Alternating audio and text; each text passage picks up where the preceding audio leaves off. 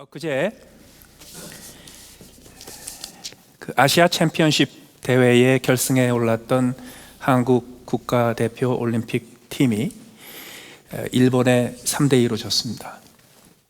그래서 우승을 차지하지 못하고 준우승을 차지했습니다. 후반전조까지 2대0으로 잘 나가다가 한국팀 감독의 표현에 의하면 딱 2분 동안 방심하는 사이에 2분 만에 두 골을 잃고 다시 후반전 끝나기 10분 전에 또 한 골을 잃어서 3대2로 역전패를 당했습니다. 아시아 챔피언십에 우승하지 못했다는 것도 별로 중요하지도 않고 32번인가 이어갔던 무패 행진이 깨졌다는 것도 별로 중요하지 않습니다. 우리 한국 민족에게는 일본한테 졌다는 것이 중요합니다. 일본하고 만나면 특히 축구는 친선 경기든지 무슨 예선전이든지 결승전이든지 하여튼 상관없습니다. 무조건 이겨야 됩니다.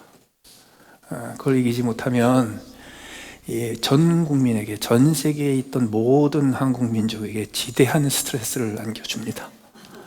왜냐하면 이 한국 민족에게는 모든 것이 일본에서 끝납니다. 기승전 일본입니다. 37년 동안 일본의 식민지 하에 살았던 때문이기도 하고 그 이전에도 또 여러 가지로 임진왜란부터 시작해서 정유재란의 각종 그 왜구들의 행패에 이르기까지 일본한테 시달린 게 많아서 그렇기도 합니다. 그러나 일본 식민지가 우리 한국 민족에게 남긴 여러 가지 지워지지 않은, 이제 60년 지났지만 70년 지났지만은요 아직 100년 지나도 지워지지 않는 흔적들이 많이 있겠지만은 그 중에서 참 오랫동안 지워지지 않을 일본의 잔재가 또 하나 있습니다. 그건 뭐냐면 이 정치 권력, 통치 권력에 대한 부정입니다. 통치 권력이 원래부터 악하다고 믿는 겁니다. 그거는 일본의 식민지의 영향이기도 하지만 그 이전에 조선시대의 결과이기도 합니다. 지구상의 안정적인 정권을 유지하면서 한 개의 왕조가 500년을 간 경우가 별로 없습니다. 인류 역사에. 그 몇 안 되는 경우 중에 하나가 조선입니다. 그러나 절대 왕조가 500년을 가게 되면 반드시 부패합니다. 그래서 대부분의 절대 왕조는 100년, 200년을 넘지 못합니다. 조선이 500년을 간 건 엄청난 결과입니다. 그러나 조선의 역사의 절반 이후는 지독하게 부패한 상태였어요. 그래서 일본의 식민지가 시작되기 전에, 식민 통치가 시작되기 전에 우리 조선민족, 한국민족에게는 이미 그게 있었습니다. 통치 권력은 악하다. 이걸 어떻게 좀 바꿔보자. 그거는 조선조 처음에 100년 동안 얘기지. 그 다음에는요 그냥 악하다. 그래서 상대하지 말아야 된다. 이게 우리 문화에 익숙해져 있습니다. 그러다 보니까 광복이 되고 독립이 되고 민주화가 된 이후에도 그게 우리 체질에서 잘 없어지질 않습니다. 통치 권력은 악하다. 더 나아가서 더럽다. 그래서 웬만하면 그 가까이 가지 않는 게 좋다. 그 바람에 미국의 이민을, 대규모로 이민을 와서 정착한 민족들 중에 2세들의 정치 진출이 가장 뒤진 민족 중에 대표가 한국 민족입니다. 왜냐하면 좋은 학교 보내고 교육 잘 시키고 자식 잘 키워가지고요. 그래가지고 딴 데는 다 내보내도 이 공무원 시키거나 정치 시키는 건 안 해요. 왜? 거긴 알아요. 그건 가까이 갈 데가 못 돼요. 그래서 우리 민족의 이 체질 속에 통치 권력에 대한 거부감이 굉장히 심합니다. 그렇기 때문에 성경을 읽다가 오늘 본문처럼 3절 다스리는 자들은 선한 일에 대하여 두려움이 되지 않고 악한 일에 대하여 되나니 내가 권세를 두려워하지 아니하려느냐. 선을 행하라. 그리하면 그에게 칭찬을 받으리라. 권력으로부터, 통치 권력으로부터 칭찬을 받는다는 것을 납득하지 못합니다. 우리는 현재 권력을 쥐고 있는 집권 세력으로부터 칭찬을 받으면 나쁜 사람으로 여깁니다. 현재 통치 권력으로부터 칭찬을 받는 사람은 수치로 여깁니다. 손가락질 당합니다. 그래서 오늘 본문에 나오는 이 다스리는 자, 권력자로부터 칭찬을 받으라 라는 말이 썩 쉽게 접수가 잘 안 됩니다. 그러나 오늘 본문에 그에게 칭찬을 받으리라 하는 얘기는 성경에서, 특별히 신약 성경에서 그리스도인들을 향하여 주시는 아주 중요한 명령 중에 하나입니다. 로마서는 1장부터 11장에 이르기까지 우리의 영혼의 구원을 다루다가 12장에 딱 들어가서 구원받은 하나님의 자녀들이 일상생활에서 어떻게 살아야 될지 교훈을 정리합니다. 12장에서 개인적인 관계, 직장에서의 삶의 방식, 사회생활 이런 거를 다루다가 13장으로 딱 넘어가서 무려 7절, 8절, 13절, 14절에 이르기까지 정치 권력에게 순종하고 복종하라는 얘기를 합니다. 너무도 중요한 교훈입니다. 그런데 특별히 우리 한국 컬처에 익숙해져 있는 우리에게는 이게 더 와닿지가 않아요. 그런데도 불구하고 이것은 성경의 명령입니다. 그런데도 불구하고 그리스도인들이 하나님의 자녀로서 하나님의 자녀답게 이 땅에서 살아나가기 위해서 반드시 순종해야 될 하나님의 절대 명령 중에 하나입니다.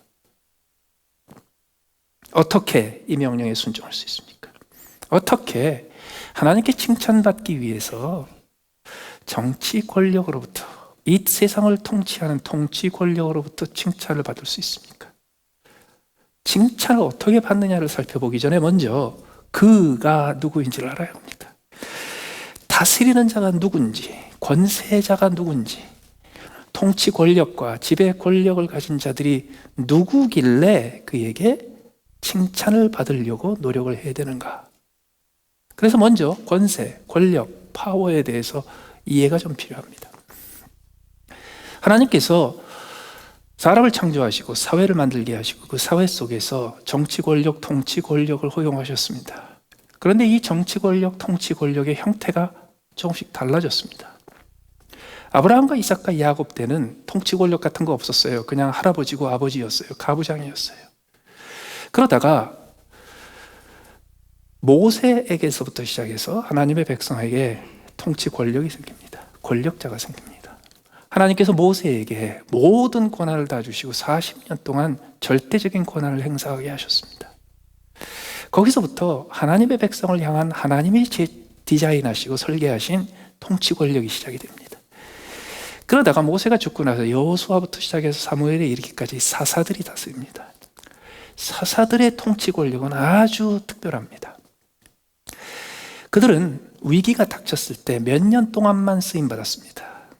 어떤 근거로? 평상시에 그냥 평민으로 살다가, 그냥 범인으로 살다가 그가 가지고 있는 특정한 은사를 하나님께서 쓰시고자, 그 위기를 해결할 수 있는 특별한 은사를 쓰시고자 한 사람을 발탁해서 몇 년 사용하시고 다시 고향으로 돌려보냅니다. 그리고 수십 년 동안은 다스리는 사람이 없었습니다. 그게 사사시대입니다. 그러다가 사울 왕으로부터 시작해서 왕이 등장하죠. 왕의 통치 권력은 어떻게 됐나요? 왕의 통치 권력은 세습이 됩니다. 다윗으로부터 시작해서 세습 권력이 이어집니다. 그러면 우리가 복종해야 되고 두려워해야 되는 대상, 칭찬을 받기를 기대하는 통치 권력은 왕인가요?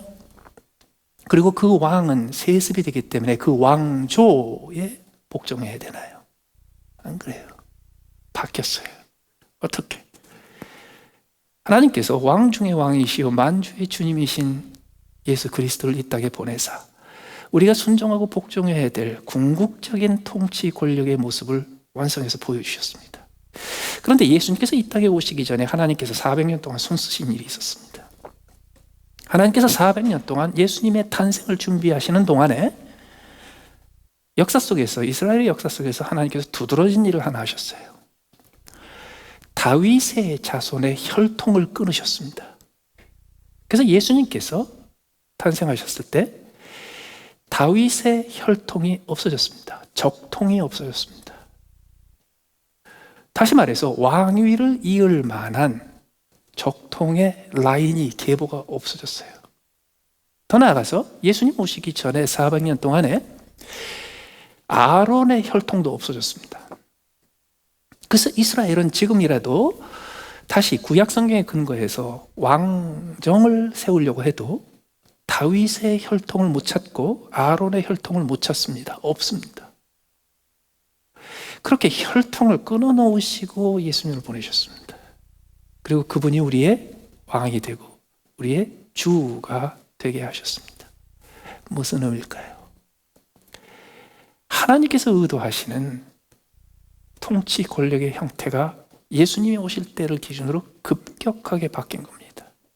어떻게요? 예수님이 오시기 전에 통치 권력은 내가 원해서 태어난 것이 아니고 그곳에 그냥 태어나다 보니까, 내가 태어날 때 보니까 그 땅에 다스리는 자가 이미 있어요. 그래서 나는 선택의 여지가 없어요. 그냥 나는 태어난 땅의 통치자의 통치 밑에 들어가야 됩니다. 그러나 예수님께서 오신 다음에 달라집니다. 어떻게? 예수님은 왕의 왕이, 왕 중의 왕이시요 만주의 주님이시지만 그 예수님의 통치 권력 안에 들어가기 위해서는 통치를 받기를 원하는 피지배자가 내가 당신을 나의 왕으로 삼겠습니다 라고 선택하기 전에는 그 권력 안에 들어가지 않습니다.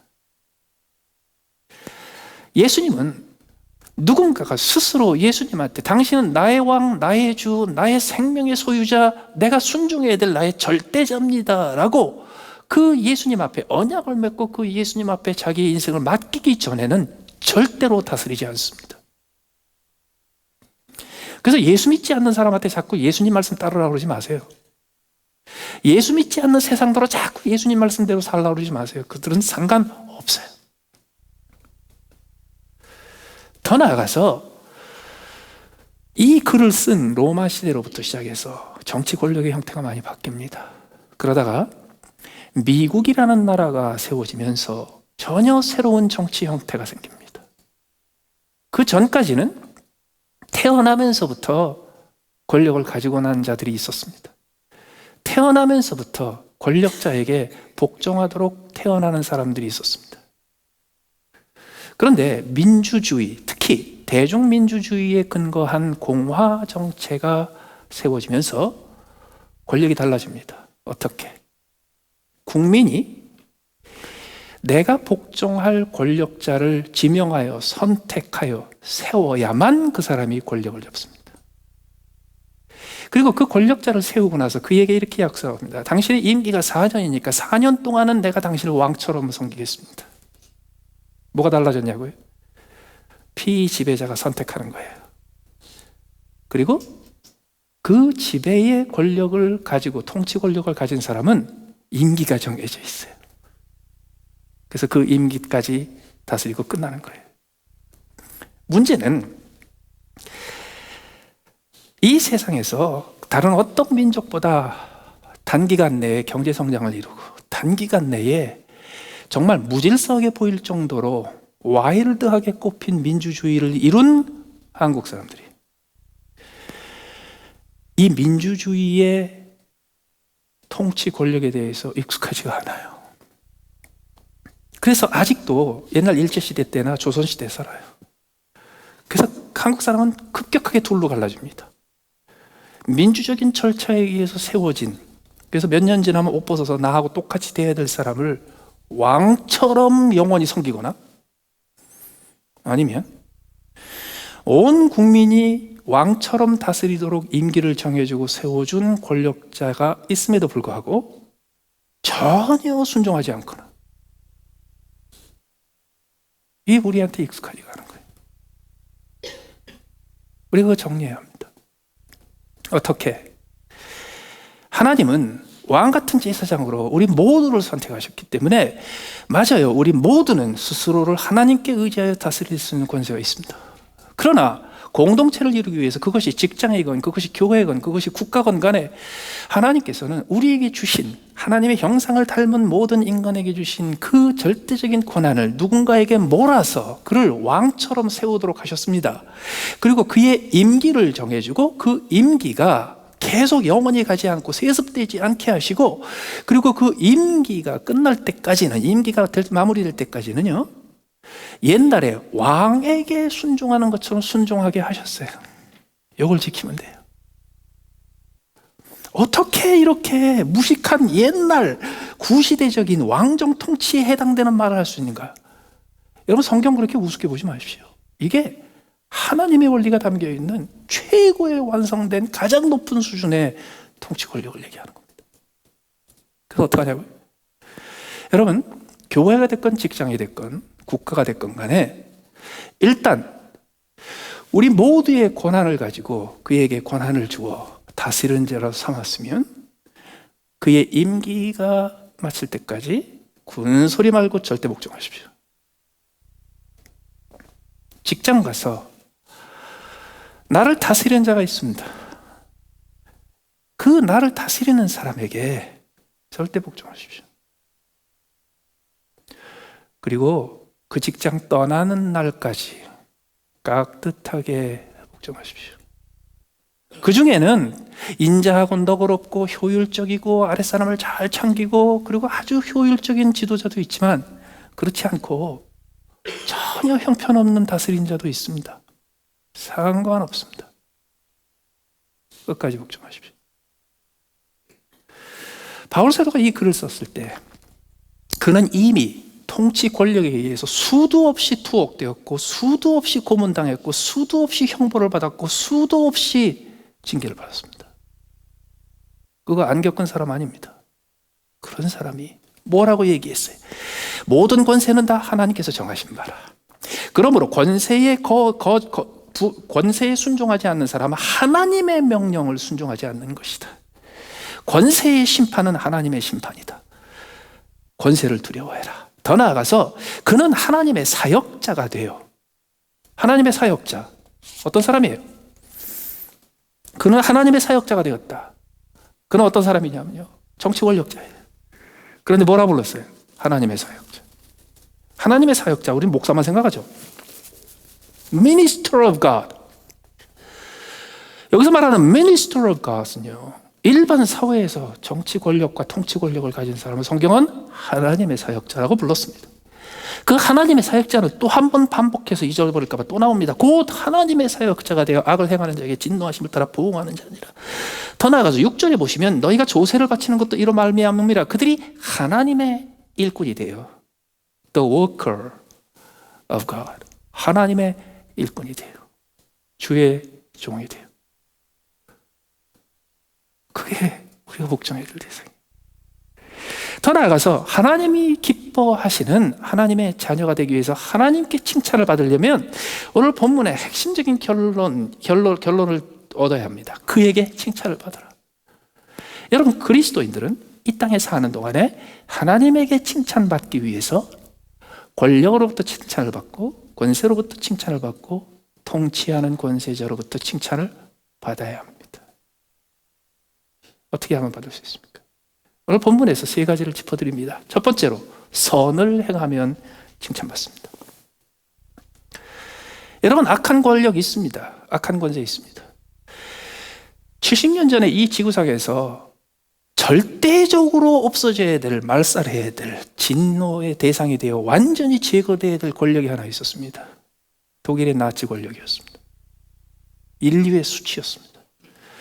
70년이 지나서 지금도 인류의 수치거리가 하나 있습니다. 절대적으로 악한 권력이기 때문에 이 지구상에서 제거되어야 될 권력이 하나 있습니다. 70년 전에 나치보다 더 악한 권력이 있습니다. 그럼에도 불구하고 아무리 악한 권력도 그 동네에서 누가 살인하면 감옥에 넣습니다. 아무리 악한 권력도 그 동네에서 누군가가 이웃을 위해서 자기의 목숨을 던지면 훈장 줍니다. 다시 말해서 권력이 악하건 선하건 상관이 없습니다. 그 권력으로부터 칭찬받는 길, 선을 행하는 겁니다. 여러분, 미국에서 우리가 건강한 시민으로 살려면 어떻게 되는지 아세요? 법을 어기지 않으면 됩니다. 다시 말해서 범법을 하지 않으면 되고 죄의 악을 저지르지 않으면 돼요. 그러면 법의 저촉을 받지 않아서 오늘 본문에 나오는 대로 법의 심판을 받지 않고 법의 진노하심의 대상이 안 되면 돼요. 그래서 감옥에 가지 않으면 되고 벌금 내지 않으면 되고 티켓 띄지 않으면 되고 소환장 안 받으면 됩니다. 그러면 건강한 시민입니다. 그런데 크리스찬으로서 건강한 시민으로 살려면 건강한 미국 시민보다 조금 급이 높아야 합니다. 따라서 크리스찬 시민으로서 건강하게 살기 위해서 필요한 게 하나 있습니다. 법을 어기지 않는 것은 악을 행치 않고 사는 겁니다. 맞죠? 근데 그거보다 한 단계 높으려면 어떻게 해야 돼요? 선을 행하는 겁니다. 왜? 모든 법은 악을 규정합니다. 선을 규정하지 않습니다. 이 지구상의 모든 법 체계는 죄와 벌을 규정합니다. 그런데 법 체계의 근간이 선을 규정하고 상을 규정하는 건 없어요. 따라서 법은 선을 요구하지 않습니다. 법은 악을 행하지 않기를 요구하지. 따라서 우리가 악을 행치 않고 범법 행위를 전치 않는 거, 그거 이 세상에 누구나가 다 할 일입니다. 그래서 그건 칭찬받을 일이 아닙니다. 안 잡혀갈 일이지. 그러나 칭찬받으려면 어떻게 해요? 법이 요구하지 않는 선을 행해야 돼요. 왜 이렇게 타락하고 부패하고 돈만 밝히고 그리고 돈이 지배하고 있는 자본주의, 서구 자본주의 사회가 그래도 살만한 세상이 되는지 아십니까? 법으로 규정되어 있지 않지만 하나님이 내게 선을 행하라고 말씀하셨기에 법으로 요구되지 않는 선을 행하는 사람들이 너무도 많기 때문입니다. 그들이 칭찬받는 거예요. 그들 앞에서 가장 먼저 선을 행해야 될 사람들이 누구예요? 크리스천들이에요. 크리스천들은 그래서 나치 정권 하에서도 선을 행해야 되고 지구상에서 최악의 부패한 정권 밑에서도 박해받고 감옥에 들어가도 선을 행해야 합니다. 두 번째로 5절에 보시면 그러므로 복종하지 아니할 수 없나니 진노 때문에 할 것이 아니라 양심을 따라 할 것이라. 양심을 따라서 해야 합니다. 양심을 따라서. 여기 보시면 두려워하라라는 말이 계속 반복해서 나옵니다. 여러분, 통치 권력은 기본적으로 두렵습니다. 그 따뜻한 권력, 따뜻한 통치 이런 건 다 표 얻으려고 하는 말장난이고 원래 통치 권력은 무서워야 합니다. 국가가 가지고 있는 통치 권력의 가장 대표적인 것이 경찰이고 검찰입니다. 그래서 검찰은 기본적으로 무서워야 합니다. 그런데 조선시대에 그리고 일제시대에 통치 권력 자체를 부정하고 거부하고 살았던 한국 민족은요, 경찰이나 검찰이 무서우면 막 뭐라 그래요. 그래서 한국의 경찰은요, 안 무서워요. 귀여워요. 호돌이 호순이처럼 귀여워요. 근데 가장 민주적인 미국의 경찰은 무지 무서워요. 통치 권력은 두려워야 합니다. 그게 맞습니다. 직장 생활을 하는데 우리 상사는 하도 안 무서워. 그냥 친구 같아. 얼마 있으면 그 회사 망합니다. 윗사람은 무서워야 합니다. 무서운 게 없으면 그 공동체가 유지가 안 됩니다. 따라서 이 세상의 기본적인 법칙이 뭐냐면, 건강한 시민이 지켜야 될 법칙이 뭐냐면요, 두려운 권력을 가지고 있는 그들을 두려워할 줄 알아야 돼요. 7절에 나오는 대로 두려워할 자를 두려워하며 존경할 자를 존경하는 것, 이것이 기본적인 시민의 자질입니다. 그래서 미국의 경찰을 한국의 경찰처럼 다루지 마십시오. 미국의 경찰이 가까우면 두려워하십시오. 팔 걷어붙이고 나가지 마시고. 두려워할 자를 두려워해야 돼요. 그게 기본적으로 모든 시민이 갖춰야 될 일이에요. 그러나 크리스천 시민은 그거보다 조금 더 높아야 돼요. 어떻게? 양심을 따라 순종해야 돼요. 두려워서 순종하는 게 아니라. 무슨 뜻이냐고요? 양심이란 무엇입니까? 양심은 내가 살고 있는 공동체에서 어려서부터 살다가 보니까 그 공동체에서 배운 훈련된 것이 있어요. 뭐가 있나고요? 모두가 다 지키는 건 아니지만 그래도 우리 공동체에서 추구하는 가장 높은 선이 있어. 지고선이 있어. 지선이 있어. 최고의 선이 있어. 그걸 위해서 노력을 해야 되는 거야. 그걸 하다가 보면요, 우리의 양심이 훈련을 받아서 내가 살고 있는 공동체가 지키고 있는 평균적인 준법의 수준보다 우리의 양심의 기준이 다 높아지게 되어 있습니다. 높아지게 되어 있어요. 그래서 어느 날 법이 규정한 통치 권력이 요구하는 수준보다 더 높은 나의 양심의 수준으로 살기 시작하면 아무도 두려워할 필요가 없습니다. 특수부대 출신 막강한 우락부락한 근육을 자랑하면서 인상 팍 쓰고 권총에다가 칼에다가 곤봉에다가 다 차고 그리고 방탄조끼 딱 입고 경찰이 딱 왔을 때 전혀 두렵지 않습니다. 왜? 나는 법보다 훨씬 높은 양심의 기준으로 살고 있기 때문에. 근데 문제가 하나 있습니다. 미국에 이민을 오기 전에 옛날에 내가 살던 나라에서 내가 어려서부터 크면서 그 나라에서 교육받고 훈련받은 나의 양심이 있어요. 이 양심은 그 나라에서 일반적으로 통용되는 준법의 수준보다 훨씬 높았어요. 그래서 그 나라에서는 내가 법대로 사는 게 아니라 내가 훈련받고 내가 성인이 될 때 갖추어졌던 내 양심대로 살면 그 나라에서 평균적인 시민보다 훨씬 더 높은 도덕적인 기준으로 살 수 있었어요. 그런데 문제는 뭐냐 하면 나라를 바꿔서 이민을 왔는데 내가 새로 이민 온 이 나라의 준법의 기준이 내가 전에 살면서 터득했던 양심의 기준보다 높아요. 그래서 내가 가지고 있는 내 양심, 내 개인적인 도덕적인 내적인 기준으로 내가 옛날에 살던 사회에서 살면 굉장히 존경받는 도덕적인 수준으로 살 수 있었는데 내가 새로 이민 온 나라에 와서 보니까 여기서는요, 기본적으로 준법 수준 자체가 내 양심의 기준보다 훨씬 높아요. 그럴 때 나는 양심대로 살아 그러면 어떻게 돼요? 아주 저질이 돼요. 그럼 어떻게 됩니까? 새로 법을 공부를 해야 돼. 열심히 공부를 해야 돼. 옛날에 내가 살던 데서는요, 법 공부 안 해도 돼요. 왜? 어려서부터 양심을 훈련받았기 때문에 나중에 성인이 돼도 그 사회에서 키워준 양심대로 살면 기본적으로 법 없이 살아도 되는데 이제 새로운 나라에서 와서 보니까 여기는 법이 수준이 다르네? 그런데 그 법을 모르고 살면 그래서 내 양심, 내가 여태까지 가지고 양심대로 살면 사방에서 걸리는 거예요. 그러면 열심히 법을 공부해야 돼. 법을 공부하는 제일 좋은 방법이 걸리는 거예요. 그래서 미국 와서 티켓도 띄워봐야 돼. 그래야지 운전 제대로 해요. 그런데 어느 날 우리는 이 세상의 시민으로 살다가 이 세상에서 추구하는 최고의 도덕률을 나는 그렇게 하지 못하고 대부분의 사람들은 그렇게 살지 못할지라도 마저 저게 고상한 최고의 기준이야라는 걸 가지고 이 세상의 기준을 가지고 우리의 양심을 훈련을 받았는데 덜커덕 하나님 나라에 뜩 들어가 보니까요, 하나님 나라의 율법의 기준이 전혀 달라요. 내가 내 인생에서 그래도 최고의 도덕이라고 생각했던 대로 내가 양심을 열심히 갖추어 놨는데 하나님 나라의 법에 딱 비교해 보니까 이게 너무너무 형편없는 거예요. 그럼 그 다음에 어떻게 해야 돼요?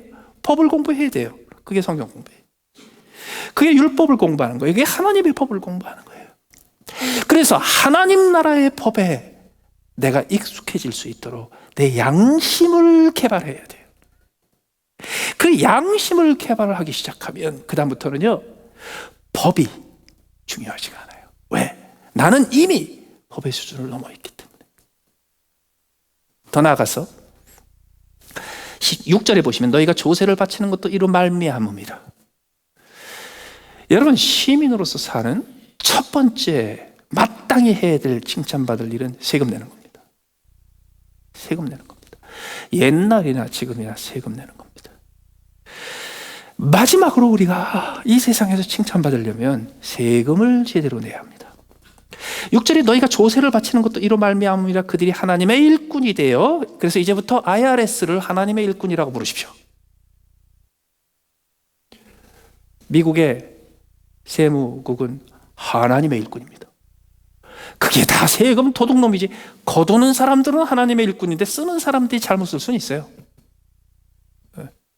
그러나 아무리 그들이 세금을 허투루 쓰고 엉망으로 쓴다고 해도 세금을 거두는 국가 권력과 세금을 거두는 국가 기관은 하나님의 일꾼입니다. 세금 내야 합니다. 자, 그런데 너희가 조세를 바치는 것도 이로 말미암음이라 그들이 하나님의 일꾼이 되어 바로 이 일에 항상 힘쓰느니라. 항상 되게 힘쓰죠. IRS에서 열심히 세금 걷어요. 근데 바로 7절에 모든 자에게 줄 것을 주되, 바울사가 이런 표현을 씁니다. 조세를 받을 자에게 조세를 바치고 관세를 받을 자에게 관세를 바쳐라. 왜 조세 관세가 나올까요? 조세 바칠 사람한테 관세 바치면 안 됩니다. 관세를 바칠 사람한테 조세를 바치면 안 됩니다. 조세를 바칠 사람한테 조세를 안 바쳐도 안 되고, 관세를 받을 사람한테 관세를 안 바쳐도 안 되고, 관세를 받을 사람한테 조세를 바쳐도 안 되고, 조세를 받을 사람한테 관세를 바쳐도 안 됩니다. 이거 어떡하냐고요? 헷갈리시지 않으면 됩니다. 조세를 받을 사람이 누군지, 그 사람한테는 조세를 줘야 되는지 관세를 줘야 되는지를 알아야 된다는 뜻이에요.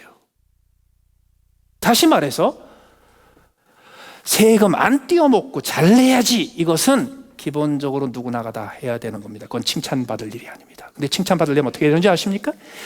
조세를 받을 사람이 누군지를 정확하게 알고 조세를 바치는 겁니다. 무조건 세금 제일 많이 나는, 이 우리나라에서 나 세금 제일 많이 내는 사람이 돼야 되겠다, 그거 60년대입니다. 지금은 그렇게 하면요, 그렇게 하면 회사 망해요. 지금 어떻게 해야 되는가? 내야 될 것을 내고 안 내도 되는 거 절대로 내지 마십시오. 그럼 어떻게 해야 돼요? 잘 알아야 돼요. 권력자는 다 하나인 것 같은 절대적인 왕과 같은 존재야. 그럼 실수예요. 권세도 알아야 돼요. 권력자가 무엇인가를 알아야 돼요. 그와 마찬가지로 세금을 낼 때도 조세와 관세가 어떻게 다른지 알아야 돼요. 우선 조세는 뭐고 관세는 뭐예요? 세일스 텍스와 인컴 텍스가 어떻게 다른지 알아야 돼요. 페더럴 인컴 텍스와 스테이트 인컴 텍스가 어떻게 다른지 알아야 돼요. 내가 살고 있는 것이 카운티가 아니고 시티이기 때문에 시티 인컴 텍스가 따로 있는지 없는지도 알아야 돼요. 프로퍼티 텍스하고 인컴 텍스가 어떻게 다른지도 알아야 돼요. 소셜 시큐리티 텍스와 인컴 텍스가 어떻게 다른지 알아야 돼요. IRS에서는 왜 인컴 텍스를 거두고 소셜 시큐리티 어드미니스트레이션에서는 왜 소셜 시큐리티 텍스를 거두는지를 알아야 돼요. 그래서 여러분, 작년에 그 스포츠 선수 중에서 제일 많이 돈 번 사람이 한 5천만 불 벌었더라고요. 그리고 한국 여자 선수들 중에서 돈을 제일 많이 번 1등, 2등이 한 5, 600만 불 벌었더라고요. 그 중에서 두 번째로 돈을 많이 번 선수가 금년부터는요, 자가용 비행기 타고 간다고 뉴스에 나오더라고요. 근데 저나 여러분들은 아직 자가용 비행기 탈 수준은 아니죠. 그래서 심각하게 공부할 필요는 아마 없을지 몰라요. 약간만 공부하면 돼요. 그러나 여러분들이 사업을 하신다든가, 여러분들이 진짜 큰 돈을 만지기 시작하면, 그러면 조세를 받을 자가 누구고 관세를 받을 자가 누구고, 조세가 뭐고 관세가 무엇이고 조세를 얼마큼 반드시 자세히 공부해야 됩니다. 그래서 여러분들이 아무리 작은 비즈니스를 해도 비즈니스를 하시면서 어느 날 연말이 딱 지나가지고서 이만큼 1년 동안 쌓인 서류를 회계사한테 딱 주고 알아서 잘해주세요, 절대로 그러시면 안 됩니다. 여러분 자신이 공부를 하셔야 합니다. 그게 크리스찬의 의무입니다. 세미나에 가실 필요도 있을지 몰라요. 아니면 회계사에 가서 한 시간, 2시간 동안 이야기를 좀 들으십시오. 어떻게 세금을 내는 건지, 내가 어떻게 내야 될 세금을 내고 내지 말아야 될 세금은 내지 않을 수 있는지 알아서 잘해주세요. 그러면 어떻게 될까요? 알아서 잘해요. 알아서 잘하세요. 모든 자에게 줄 것을 주되 주세요. 조세를 받을 자에게 조세를 바치고 관세를 받을 자에게 관세를 주기 위해서 우리가 권력을 잘 알아야 되고, 내가 주인인 이 나라가 어떻게 내 돈을 쓰는지를 잘 알아야 되고, 그 돈이 어디서 나와서 내 주머니에서 어디로 나와서 어디로 가는지 잘 알아야 돼요. 그랬을 때 철저하게 절세도 할 수 있고 그때 철저하게 내야 될 것을 낼 수도 있게 돼요. 그게 우리 크리스찬들이 해야 될 의무예요. 그럴 때야 비로소 칭찬받아요. 그럴 때 권력으로부터, 통치 권력으로부터, 국가로부터, 법으로부터 칭찬받아요. 하나님이 그거 보시고 칭찬하세요. 그래서 우리가 성숙해야 합니다. 애처럼 굴면 안 돼. 한 번은 긴급이라고 문자가 왔어요. 지금 경찰이 와서 선교사예요. 선교사인데 또 동네가 아주 선교하기 어려운 나라 중에서도 또 제일 선교하기 어려운 데 가서 그 도시에 사는 사람들의 99%가 기독교의 적대적인 사람들이 사는 곳에서 선교를 하시는 분이에요. 문자가 왔어요. 지금 경찰이 와서 경고를 하고 갔습니다. 계속 이렇게 하면 추방시키겠다고. 며칠 있다가 다시 문자가 딱 왔어요. 지금 붙잡혀서 추방당하는 심사를 받고자 지금 공항에 와 있습니다. 몇 시간 있다가 다시 문자가 왔어요. 지금 추방 결정에 대해서 비행기를 타고 있습니다. 기도해 주십시오. 그 추방이 됐어요. 그 다음날 그 선교사님의 부모님이, 부친이 전화를 하셨어요. 걱정이 되셔가지고. 목사님 기도해 주세요. 선교의 문이 다시 열리게 기도해 주세요. 어떻게 할 계획이에요? 다시 들어가려고 시도는 해보겠지만 만약에 안 되면 거기 벌려놓은 거, 거기 살림 펼쳐놓고 살집 마련해놓고 거기 사역하는 거 다 포기하고 옆에 나라로 가야죠. 기도 제목을 얘기하시는 거예요. 그래서 기도해드리고 이런저런 사정 얘기 듣고 그러고 나서 이렇게 말씀드렸어요. 이제 거기 못 들어가게 되면 요 다음번에는 쫓겨나지 않도록 법을 지키면서 선교의 길을 찾으라고 그러세요. 그랬더니 이분이 무슨 말씀이세요? 그러는 거예요. 그래서 그 지금 쫓겨난 그 나라는 원래 종교의 자유가 보장된 나라입니다. 그 나라에서는 99%와 다른 종교를 믿는다는 이유 때문에 외국인을 쫓아낼 수 없는 나라입니다. 종교가 다르다는 이유 때문에 추방을 하거나 종교가 다르다는 이유 때문에 가지고 있는 재산을 몰수할 수 있는 나라는 전 세계에 손가락으로 꼽을 만큼 몇 개 안 됩니다. 그런데 어떻게 선교사를 쫓아낼 수 있어요? 무슨 비자로 들어갔어요? 그랬더니 관광 비자로 들어갔대. 관광 비자로 들어가서 3개월마다 다시 나왔다가 들어갔다 이랬대요. 관광 비자로 미국에 들어와서 어린이집 차리고 돈 벌고 그리고 돈 가지고 쓰고 거기서 학생들 모아서 한국어 가르치고 학원하고 그러면 미국도 쫓아냅니다. 왜? 한국인이라서 차별하게 쫓아내는 게 아니고 여권관리법과 출입국관리법을 어겼기 때문에 쫓아내는 겁니다. 그러네요? 그러시더라고요. 그래서 요 다음에 옆에 나라를 들어갈 때는 시간이 걸리더라도 돈이 들더라도 관광 비자로 들어가지 말고 선교사가 관광 비자로 들어갔으면 관광만 하고 있어야 돼요. 그게 법이에요. 그거는 그 나라만이 아니라 미국도 똑같은 법이에요. 방문 비자로 들어갔으면 방문만 해야 돼. 그런데 내가 선교를 하기 위해서 들어가면 선교 활성을 할 수 있도록 거기서 일을 해서 돈을 벌 수 있도록 거기서 월급을 받을 수 있도록 조치를 취하고 들어가야 돼.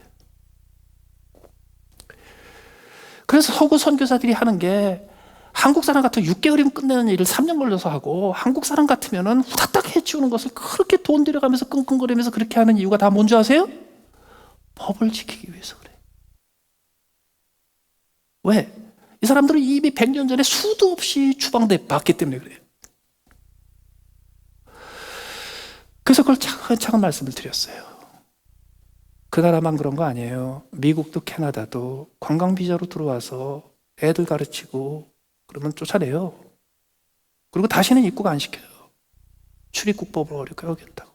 아, 그렇군요. 저는 여태까지 그 나라에서 선교사를 위한 박해가 끊어지고 중단되고 선교사들을 맞아주고 거기서 복음의 자유가 이렇게 기도했습니다.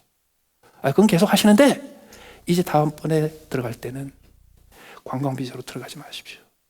그럼 어떻게 들어가요? 길을 찾아야지. 관광비자로 안 들어가면 너무 어려운데요. 누가 쉽대? 그래도 찾아야 돼. 처음에 모르고 관광비자 들어갔을 적에는 열심히 기도해 줬어요. 아이고 모르고 들어가도 저거 좀 큰일 당하지 말아야 되는데 그리고 관광비자로 들어가면 안 돼. 이 소리도 저 안 했어요. 그런데 한번 쫓겨났으면 그 다음에 어떻게 해야 돼요?